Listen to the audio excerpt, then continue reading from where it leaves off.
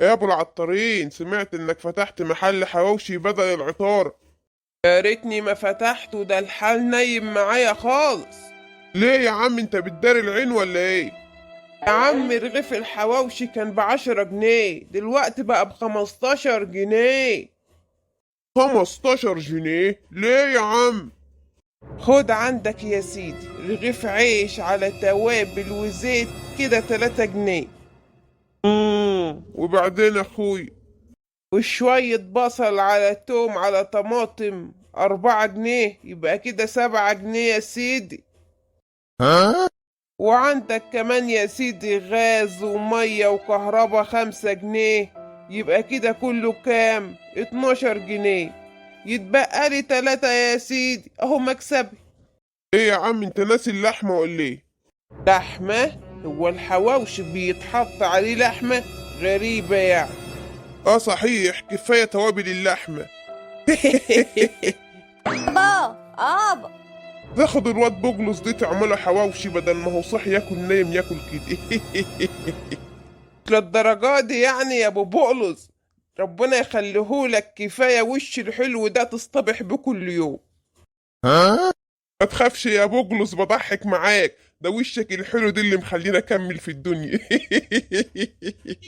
يابا بطل خفة دمك اللي جابتلنا الكافية دي، انا عايزك في موضوع حياة او موت. استأذن انا بقى يا ابو بقلص واسيبك مع ابنك. خير يلا يا بوجلوس، جلاجتني في ايه؟ يابا انا عايزة اتجوز، في واحدة بحبها قوي يابا. حبيبي يا بوجلوس، اكيد عايز البيض ثانية الكارتة يا حبيبي، انا عارف. نيتي يابا، انا عارف ان انت طمعان في الجراتين السكني بتوعها والاربع حمير، عايز تكبر زريبتك. مش دي يابا اللي انا عايزها، ولا عمري هتجوزها. امال عايز تتجوز مين يا حيلتها؟ عايز اتجوز يابا المذيعة شاهينستي اللي صورت معاك اليوم العالمي للحمير، حلوة قوي يابا، حلوة قوي. انت فاكر يا بوجلوس الحلوة دي هتوافق عليك يا ابني؟ ده طويلة وفرعة كده وانت مكور في بعض. يابا انا عايزة احسن النسل يابا، كفاية التكوير لحد كده بقى. وبعدين ما احنا عددنا اراضي وعددنا زريبة مليانة حمير وبهايم، اي عروسة تتمناني. عندك حاجة يا بوجلوس، ده كفاية بس الزريبة اللي اروحها. بينا بقى على شاهينستي، شوف لنا كده حمارين يوصلونا يا حبيبي يلا. جايلك يا شاهينستي، جايلك يا شاهينستي. اهلا وسهلا معلم ابو بقلص، خير ان شاء الله. شوف يا سيدي، احنا جايين في خير، احنا عايزين نخطب شاهينستا بنتك لبوجلوس ابني، ربنا يحميه. ها؟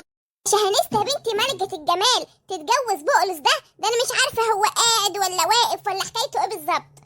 ده اني بوجلوس ابني نص بنات الكفر هيموتوا ويتجوزوه، بس هو قال شاهينستي الحب يابا. ها؟ في الحقيقة يا معلم أنا بحترم مشاعر ابنك، ولكن علاقة غير موفقة بالمرة. لا، انت كده بتحكم عليا بالموت. ها؟ سيبك من شكل اللي مكعور دي ومش تركز معاه، بس أنا قلبي طيب وهعرف أسعدها، واللي هي عايزاها عملهولها، صح يابا؟ بوجلوس ابني هو الولد الوحيد، كل طلباتكوا اوامر اللي انتوا عايزين. شوف بقى، احنا قاعدين في التجمع الخامس وعايزين شاهنستة تبقى جنبنا. ومين يا ست اللي هيراعي الزريب؟ زريبة؟ زربت يا راجل انت. زريبة الحمير والمواشي، بوجلوس هو اللي بياخد باله منها. ها؟ يعني اول طلب نطلبه تقوم ترفضه؟ استني بس يا حماتي، انت بتتزرزري كده ليه؟ حماتك؟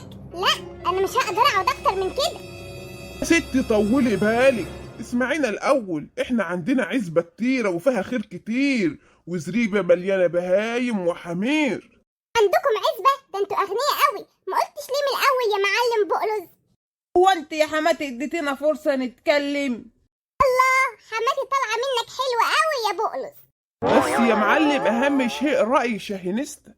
طبعا، امال ايه، هي فين العروسة الحلوة؟ شاهنستة تعالي يا ماما قبل الضيوف يا حبيبتي. مامي، المعلم بقلص اللي بيعذب الحمير بتوعه. يا بنتوا حميرنا دول بنحميهم ونهنيهم، ده انت اللي فاهمة غلط بس. هنست عروستي الحلوة. قصتك انت؟ ايه الكلام الفارغ ده؟ الحقني يا بابي. ما يصحش كده يا ابو بقلص، خلي ابنك يقعد في مكانه. ما تتقل شويه يالا وما تبقاش خفيف، روح ارجع على كرسيك يلا. حاضر يابا، كله عشان عيون شهنستي. عمري يا مامي ما هوافق على الجوازة دي، دول بيعذبوا الحمير، أنا شفت ده بعينيا. معقول يا معلم بتعذبوا الحمير؟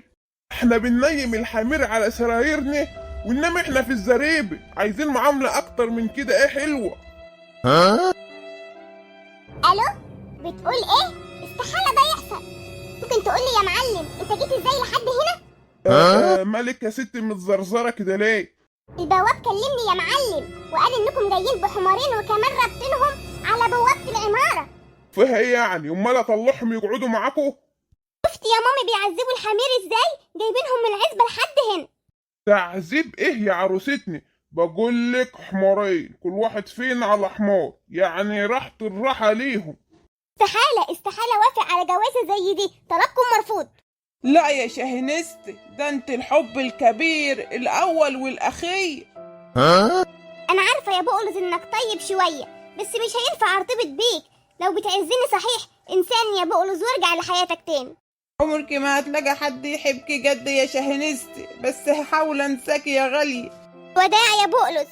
يلا يا دي يا بقلص، انا قلت لك من الاول بلاش نلحق الحمارين قبل ما يهربوا، وجوزك البيت ثانية الكارت هي اللي من توبنا يا ابني، وهتراعي الزريبة معاك. انتظروا بقى الفيديو الجديد عشان المرة دي انا بذات نفسي اللي هروح اخطب.